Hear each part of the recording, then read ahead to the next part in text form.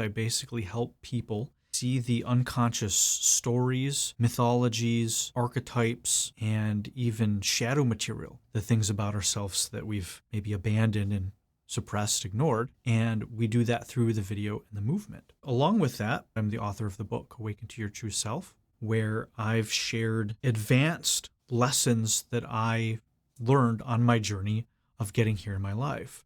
I've struggled through homelessness twice.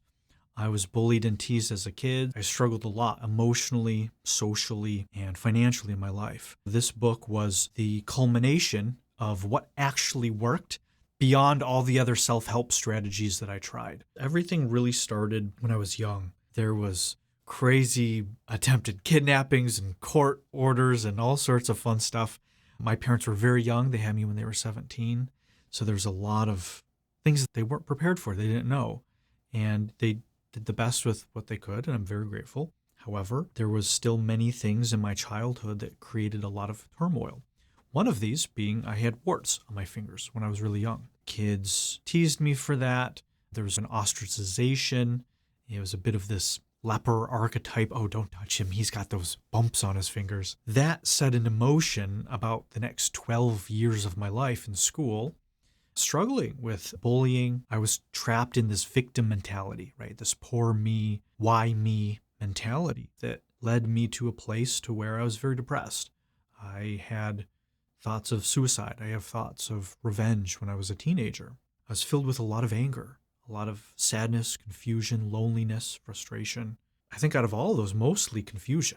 Why me? What is so wrong with me? Am I this unlovable, this undesirable? At the end of my school years, about 17 years old, I was at a crisis point internally that I either end this or I do whatever it takes to figure this out. How to have friends, how to not hate myself, how to like myself, how to be happy, how to get a girlfriend. Obviously, I'm here today, so I made the choice to do whatever it took.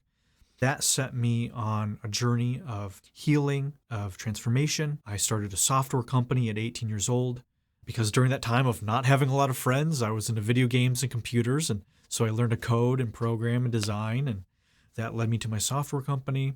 So that set me on a whole second phase of my life of not only discovering who I was and growing and learning and healing and transforming emotionally, personally, but also learning about entrepreneurship and business, and then taking everything that I learned from my own healing and creating a second business, second phase of my entrepreneurship career, sharing with the world how I overcame that stuff, how I actually went from depressed and suicidal and filled with anger, revenge, and then having a software company with Fortune 100 clients, and then becoming homeless twice afterwards, after learning all of that stuff. What was the actual things that made the difference between all the things I initially did and then it still didn't work, and then the things that actually did?